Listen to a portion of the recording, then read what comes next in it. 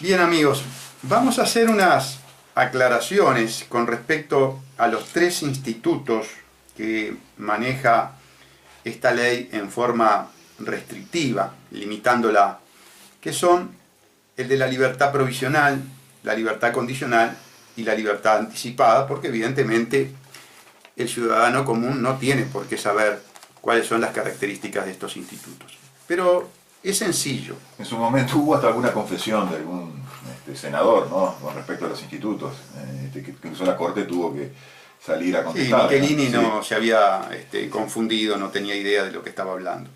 Bien, amigos, ustedes saben que el legislador, cuando establece conductas delictivas y a su vez el tratamiento punitivo, la sanción que arbitra para esas conductas antijurídicas, utiliza márgenes muy amplios, lo que se llama técnicamente guarismos, números muy amplios. Y entonces puede establecer de 6 meses de prisión a 8 años de penitenciaría. Legisla normalmente así, con una pena mínima de tantos meses a tantos años de penitenciaría cuando el delito no es de los extremadamente graves. Cuando el delito es grave y quiere un tratamiento diferente, un tratamiento punitivo más severo, establece 2 años de penitenciaría para arriba. La diferencia entre prisión y penitenciaría es muy importante. ¿Saben por qué? Porque todo delito cuya pena mínima es de 2 años para arriba no admite la libertad provisional, precisamente por lo que establece el artículo 27 de la Constitución que el doctor Viana acaba de leer. Ahora bien, cuando el delito tiene una pena mínima de tantos meses de prisión, ese delito admite la libertad provisional en principio, ¿verdad? Y entonces, sin necesidad de llegar al final del proceso, en cualquier estado de la causa, el abogado defensor puede pedir la libertad provisional. Puede haber una situación, y es que, atento a las características del caso, aún sin que recaiga la pena, la fiscalía y el juzgado y la sentenciante, el juez, anuncien, cuando el abogado defensor pide la libertad provisional, anuncien que pese a que el delito tiene un mínimo de prisión, ellos, por las características del caso, por los agravantes que puedan existir, van o prevén que van a aplicar pena de penitenciaría. Entonces, en ese momento, para el abogado defensor, se le cierra la posibilidad de pedir nuevamente la libertad provisional.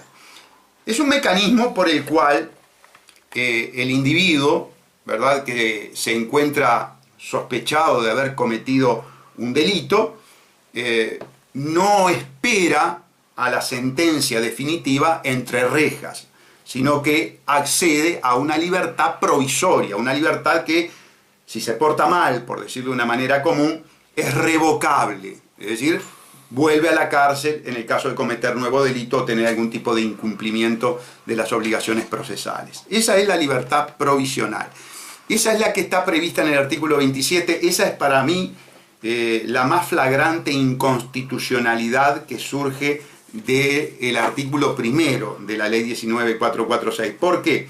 Porque se establece una limitación a este instituto libertario que el constituyente no la plasmó, y por lo tanto el legislador no puede limitar los derechos y los beneficios que ha plasmado el constituyente.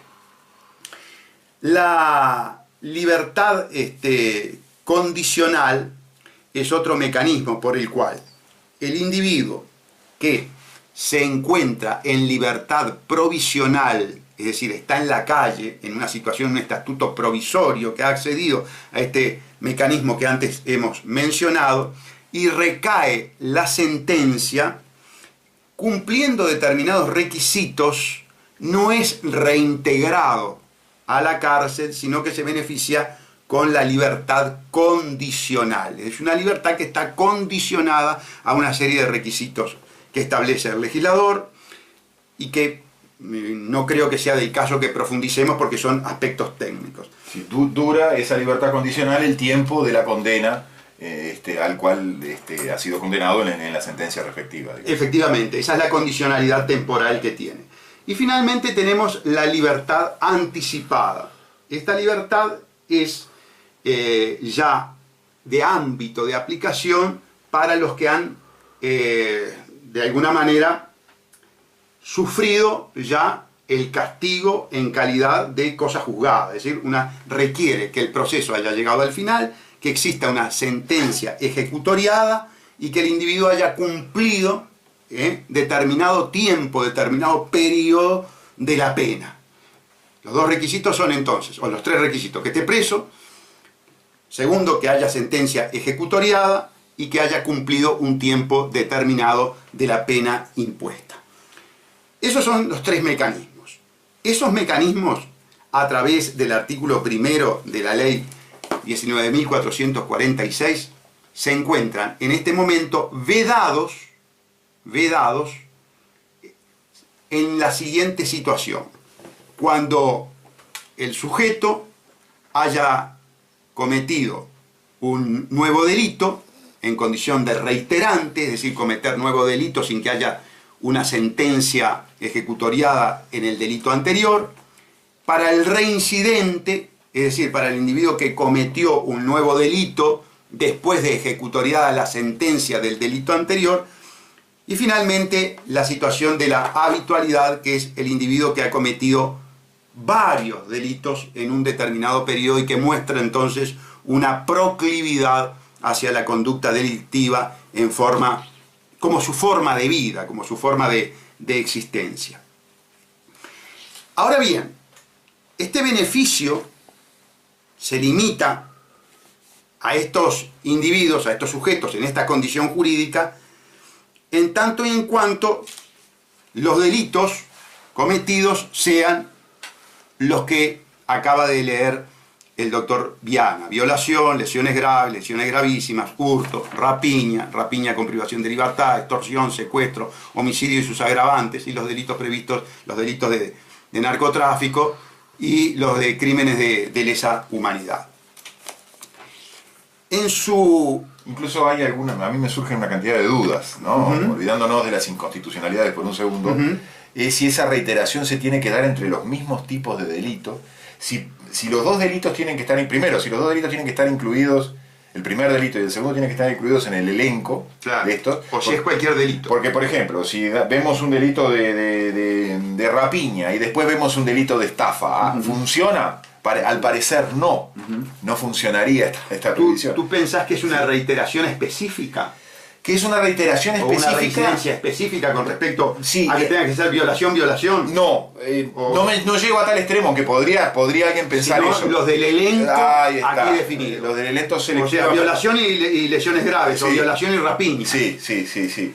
Pero admite muchas interpretaciones, ¿no? Es decir, porque por la mala forma como se está legislando, ¿no? Que es lo que referíamos antes. Efectivamente. Bueno, yo les puedo garantizar, amigos, que en el ámbito del foro, ayer tuve oportunidad de estar con varios colegas en contacto porque había un procedimiento de droga, de estas pastillas éxtasis que se consumen en forma pero muy frecuente en las fiestas electrónicas, y había un procedimiento de mucha gente y con muchos abogados, y todos estábamos verdaderamente preocupados y en gran medida desorientados por una ley que tiene características de ineptitud técnica en su redacción, en su forma de legislar.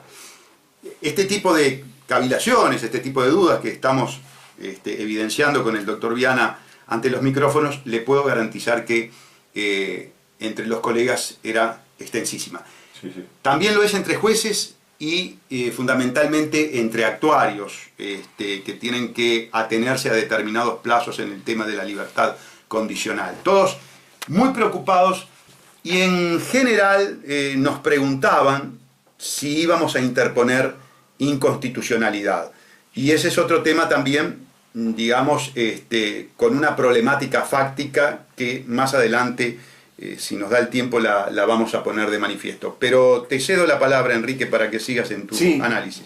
No, Gustavo, yo creo que, como bien dijiste tú, esto es una ley que tiene dos partes, ¿no? Y yo creo que la primera parte, esta, que indudablemente está imbuida de un mayor grado de represión, ¿no?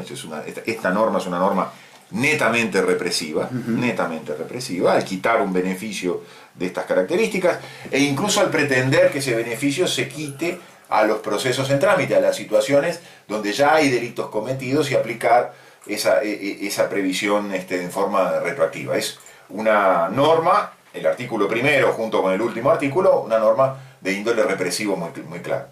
Pero creo que al mismo tiempo es una especie de cortina de humo, porque contradictoriamente, un poco como aquello, como te digo una cosa, te digo otra, como te digo una cosa que me pongo muy malo y muy duro a la hora de los street crimes, sí, señor. Sin embargo, a la hora, siguiendo la misma terminología de los financial crimes, donde incluimos los delitos de los gobernantes y los delitos de los poderosos, aparece un instituto sumamente novedoso, que va en sentido absolutamente contrario a la dureza represiva del artículo primero. Y es el artículo 2. Bajo un capítulo que se llama de las penas alternativas a la privación de libertad. Y allí se establece que el cumplimiento de penas privativas de libertad podrá sustituirse con alguna de las siguientes penas. Se sustituye la pena privativa de la libertad por una pena en libertad, que se les pone el nombre de libertad vigilada o de libertad vigilada intensiva. Perdón, una interrupción, Enrique. Cuando hablamos de pena, estamos hablando de que ya se llegó a la sentencia final, es decir, ya estamos en el fin del juicio y se le va a aplicar al individuo la pena que debería cumplir preso.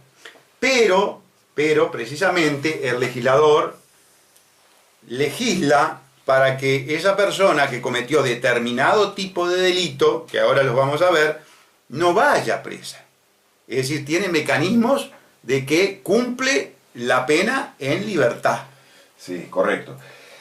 Y distingue las dos fórmulas, esas, libertad vigilada y libertad vigilada intensiva. Dice, la libertad vigilada podrá disponerse siempre que la pena privativa de libertad sea de prisión o no supere los 3 años de penitenciaría. Y la otra, la libertad vigilada intensiva, que supone algunas condiciones más, vamos a verlo después, pero que supone libertad, podrá disponerse si la pena privativa de libertad fuere superior a los 3 años y menor a 5 años. Lo primero que a mí me surge es que esta disposición rompe la regla de las penas de penitenciaría, porque admite una pena en libertad para individuos que tienen más de 2 años de penitenciaría en la condena. Es decir, si un individuo tiene 2 años y 5 meses de pena de penitenciaría, se le va a aplicar la libertad vigilada. Pero si un individuo tiene 4 años de pena de penitenciaría, también se le puede llegar a aplicar esta libertad vigilada intensiva. Los delitos previstos en la ley 17.060, los delitos contra la administración pública, estos que están tan de moda, estos que nosotros buscamos que se tipifiquen en nuestra denuncia, normalmente entran dentro de estos guarismos punitivos y por lo tanto los que cometen este tipo de delito podrían acceder a la libertad vigilada o la libertad vigilada intensivamente. Por eso yo la llamo ley paraguas para los chorros de ANCAP, porque, y no solamente de ANCAP, de una cantidad de entes más que están siendo saqueados. Esta es la previsión para que el delincuente de cuello blanco no vaya a la cárcel, es decir, no cumpla la pena en la cárcel. Y como se van a prever otros mecanismos libertarios para cuando aún está en vigencia, o mejor dicho, en trámite el proceso, en definitiva, como ya hemos visto que ha pasado, no van a ir a la cárcel. Esa es la cortina de humo y el doble rasero al que pienso que tú te estabas refiriendo. Sí, correcto. Tú lo miras hacia el futuro y me parece muy correcto. Yo lo miro un poco hacia el pasado y es un poco un síndrome que quedó del caso de los Peirano y el caso de Campiani, ¿no? Ni en el futuro, con esta legislación, ni los Peirano ni los Campiani van a ir presos por hechos similares. Ahí está. Entre otros, ¿no? Ahí está. Entre otros. ¿Por qué? Porque lo que se va a decir es lo siguiente. Si así como se presumía la pena de penitenciaría, o se va a seguir presumiendo la pena de penitenciaría y te van a decir, para el rapiñero, este delito es un delito de rapiña, el delito de rapiña tiene un guarismo que hace que sea imposible la libertad, o en algún caso de algún hurto o algún delito también se pueda llegar a prever una pena de penitenciaría. Anunciando pena de penitenciaría. Ahí está. Pero acá también se van a anunciar las otras. Lo contrario. Las libertades vigiladas y las libertades vigiladas intensivas. Claro. Entonces eso va a dar la posibilidad. Además, ojo, la mayor parte de los delitos que refieren a la corrupción o a las estafas tienen pena de prisión. Claro. Entonces, ¿cuál va a ser el resultado? Que no van a ir ni siquiera por medida cautelar o por procesamiento, claro, esos individuos se presos. benefician con la anticipada, con la provisional, la libertad provisional, y luego con la vigilada o intensivamente vigilada. En conclusión, no pisan la cárcel. No pisan la cárcel, exactamente, y ese es el propósito buscado. ¿Qué quieren decir, simplemente a gran vuelo de pajo, libertad vigilada y libertad vigilada intensiva?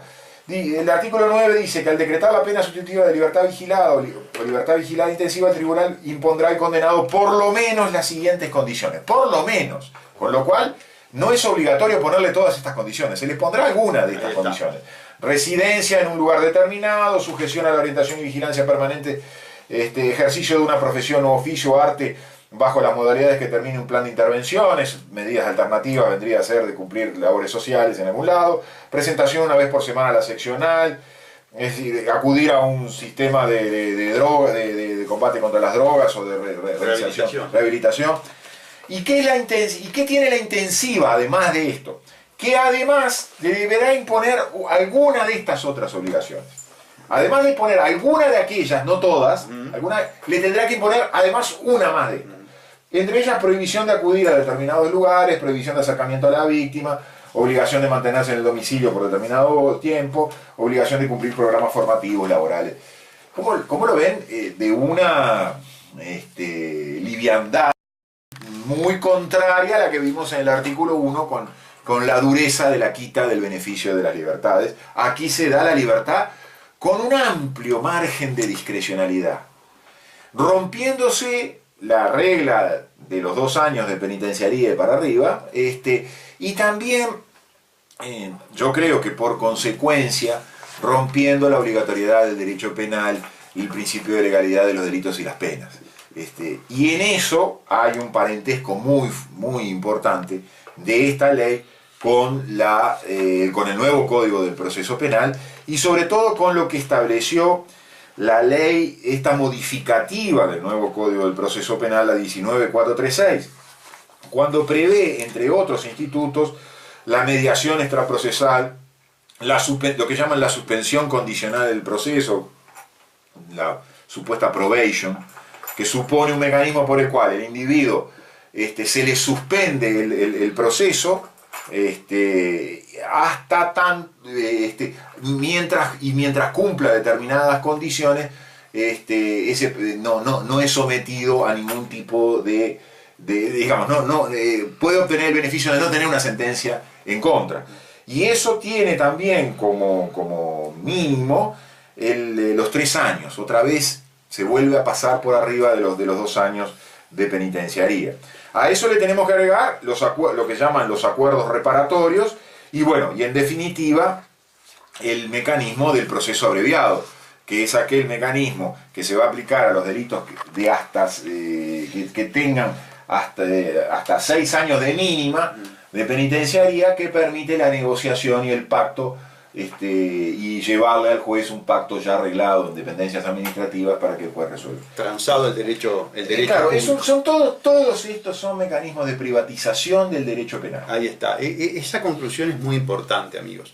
¿Por qué? Porque sin lugar a ninguna duda, tal cual lo venimos diciendo desde hace mucho tiempo, esto es la yanquización del proceso penal uruguayo. Es traer el modelo anglosajón, ¿verdad? Inclusive trayéndolo en forma imperfecta y hasta si se quiere parcial, ¿verdad? Y tratar de adecuarlo o tratar de que calce en un contexto constitucional de una constitución absolutamente distinta, de cuño europeo, y se producen todas estas inconstitucionalidades, todas estas incongruencias.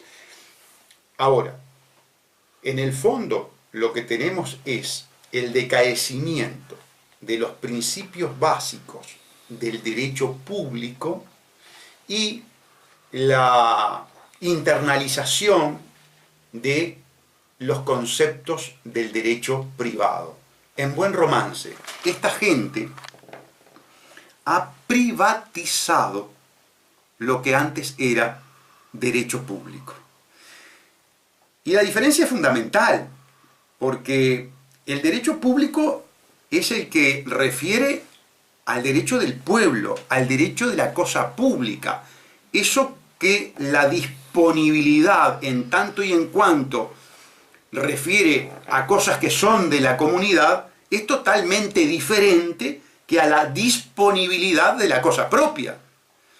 Esa es la gran, yo la llamaría subversión jurídica que traen estos individuos. Y que la traen disfrazada, travestida, con un ropaje de izquierda. A ver, amigos, si esta legislación la hubiera traído Luis Alberto Lacalle, el propio Julio María Sanguinetti, del que estuvimos hablando, o del el doctor, recientemente extinto doctor Valle, la izquierda, amigos, la academia de izquierda, la Universidad de la República, Facultad de Derecho, los pelucones de las cátedras de allí, de Tristán Narvaja y 18, se habrían inmolado en la plaza pública con discursos grandilocuentes. Hoy, como la gran mayoría son fraudeamplistas, como la gran mayoría son mercenarios de esta traición de la izquierda, no solamente se callan la boca, sino que han colaborado en esta defecio. Por eso la FEU, por eso los muchachos de la FEU, a los que se les está confiscando el futuro, a los cuales se les está vaciando la razón de ser del ejercicio de la abogacía, como bien me decía ayer un defensor de oficio, el doctor Mayayo, nos están dejando sin razón de ser. Ya no tiene sentido las defensas. Va a ser una cuestión entre el juez y el fiscal. Ya está siendo así. Y sin embargo los muchachos de la FEU claudican. Muchachos de la FEU están siendo carneros frente a esta yanquización, frente a esta criminalización de la pobreza que llevan adelante el gobierno de los viejos decrépitos, que ustedes los consideran todavía de izquierda. Esto, ¿saben qué? En la década del 70 se incendiaba Montevideo, muchachos. Hasta el PIT-CNT salía a denunciar la criminalización de la pobreza. Como está comprado, como está corrompido, como están haciendo la de ellos, se callan la boca. Se callan la boca de esta catastrófica criminalización de la pobreza mediante la privatización del derecho público en forma absolutamente atécnica, en forma absolutamente burra, torpe, porque así se legisla en la caquistocracia fraudeamplista, torpemente, atécnicamente. Eso es esta ley, por lo menos desde mi punto de vista. El fenómeno que tú bien referiste de la privatización es el reino de negocios son los negocios. Business are business. Ahí está. Yo no sé inglés, pero me gustó. Correcto. Dicen que la expresión además es business is business. Is business. Porque el plural de business es business. Ahí está. Muy bien. Pero bueno, no, lo que yo le sumo a esto un elemento más, porque ha sido aprobada por unanimidad en la Comisión de Constitución y Legislación del Parlamento, y prácticamente es casi el último trámite, volverá a la Cámara y luego volverá a diputados. La ley... ¿Asamblea Popular también votó esta ley? No lo tengo claro, creo que no, creo que votó en contra. Pero ahora hay una nueva ley, porque todos los días estamos que es el nuevo estatuto de la nueva ley orgánica de las fiscalías. Y allí, por unanimidad en la comisión, se acaban de aprobar las instrucciones a los fiscales.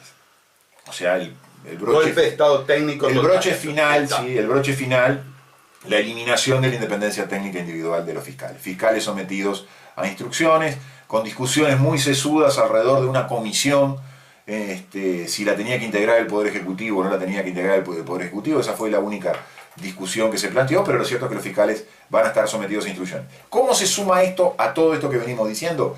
Es que ante esa amplia discrecionalidad, ante esa privatización del derecho público, va a haber un sujeto monopólico que va a ser la Fiscalía General de la Nación, que va a tener el sartén por el mango a la hora de decidir quién va preso y quién no va preso. O sea, todos estos elementos se combinan para la arbitrariedad y el despotismo. Fíjense, amigos, que se vacía de poder al Poder Judicial y se le pasa a Díaz.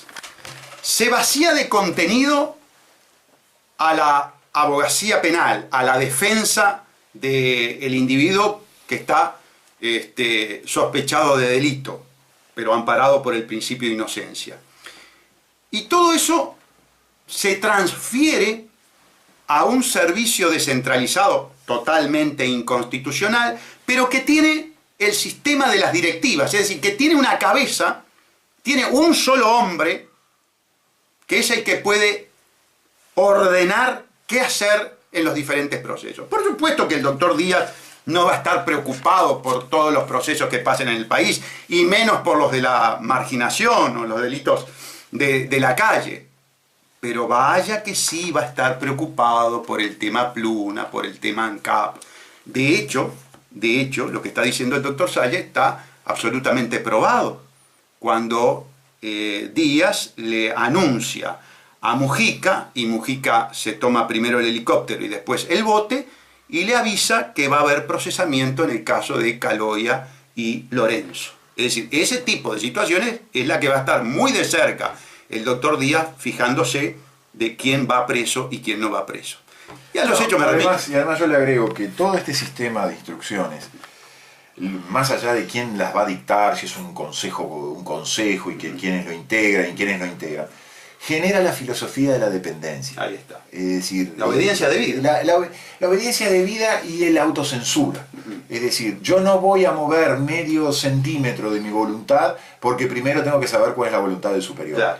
Cosa que ya está ocurriendo, pero que a partir de esta simbología que supone el colocar el instituto, se termina de pergeñar. Efectivamente. Bueno, amigos, será hasta el próximo lunes.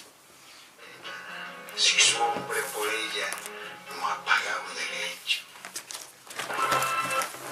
Al final del proceso, en cualquier estado de la causa, el abogado defensor puede pedir la libertad provisional. Puede haber una situación, y es que, atento a las características del caso, aún sin que recaiga la pena, la fiscalía y el juzgado y la sentenciante, el juez, anuncien, cuando el abogado defensor pide la libertad provisional, anuncien que pese a que el delito tiene un mínimo de prisión, ellos, por las características del caso, por los agravantes que puedan existir, van o prevén que van a aplicar pena de penitenciaría. Entonces, en ese momento, para el abogado defensor, se le cierra la posibilidad de pedir nuevamente la libertad provisional. Es un mecanismo por el cual el individuo, ¿verdad?, que se encuentra sospechado de haber cometido un delito, no espera a la sentencia definitiva entre rejas, sino que accede a una libertad provisoria, una libertad que, si se porta mal, por decirlo de una manera común, es revocable, es decir, vuelve a la cárcel en el caso de cometer nuevo delito o tener algún tipo de incumplimiento de las obligaciones procesales. Esa es la libertad provisional. Saben que el legislador, cuando establece conductas delictivas y a su vez el tratamiento punitivo, la sanción que arbitra para esas conductas antijurídicas, utiliza márgenes muy amplios, lo que se llama técnicamente guarismos, números muy amplios. Entonces puede establecer de 6 meses de prisión a 8 años de penitenciaría. Legisla normalmente así, con una pena mínima de tantos meses a tantos años de penitenciaría cuando el delito no es de los extremadamente graves. Cuando el delito es grave y quiere un tratamiento diferente, un tratamiento punitivo más severo, establece 2 años de penitenciaría para arriba. La diferencia entre prisión y penitenciaría es muy importante. ¿Saben por qué? Porque todo delito cuya pena mínima es de 2 años para arriba no admite la libertad provisional, precisamente por lo que establece el artículo 27 de la Constitución que el doctor Viana acaba de leer. Ahora bien, cuando el delito tiene una pena mínima de tantos meses de prisión, ese delito admite la libertad provisional en principio, ¿verdad? Y entonces, sin necesidad de llegar a... Bien, amigos, vamos a hacer unas aclaraciones con respecto a los 3 institutos que maneja esta ley en forma restrictiva, limitándola, que son el de la libertad provisional, la libertad condicional y la libertad anticipada, porque evidentemente el ciudadano común no tiene por qué saber cuáles son las características de estos institutos. Pero es sencillo. En su momento hubo hasta alguna confesión de algún senador, ¿no?, con respecto a los institutos, que incluso la Corte tuvo que salir a contestar. Sí, Michelini no se había confundido, no tenía idea de lo que estaba hablando. Bien, amigos, ustedes